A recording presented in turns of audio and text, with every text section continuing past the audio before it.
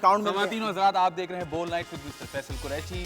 भाई तो फैसल भाई ने कहा यार मुझे बताओ मेरा वजन बहुत बढ़ रहा है। हाँ। फिर मैंने उनको कहा यार आप इलायची जबान के नीचे रखो। वैसे तुम रंडवे ही मारोगे मुझे। ऐसी बातें ना करें, फैमिलीज देखनी क्या बातें। रंडवा गलत लफ्ज तो नहीं है? गलत नहीं है, लेकिन आप मुझे बोल रहे हो मेरी शक्ल पे वो गलत ही लग रहा है वो। असल में हम लोग पीछे से यूके गए ना। दिखाओ पासपोर्ट दिखाओ ना। पासपोर्ट तो नहीं लाया। इजाज भाई ने हाथ में मिट्टी लगा के पानी डाल के उसमें जमीन में हाथ मारा था, उसके बाद तो एवोकाडो निकले थे अंदर से। नहीं इंग्लिश में बात नहीं होगी, उर्दू में बात करो। घर से जब पैसे नहीं मिलते थे तो क्या करते थे? चोरी। इससे करूंगा मैं शादी, इससे नहीं कर सकते। मेरी अम्मी कहती थी happy birthday thank dear you so much, आपकी आप लोगों का बहुत बहुत औलाद। शुक्रिया। इंशाल्लाह फिर आप लोगों से मुलाकात होगी, अपना ख्याल रखें। अबे मिलके तो जाओ।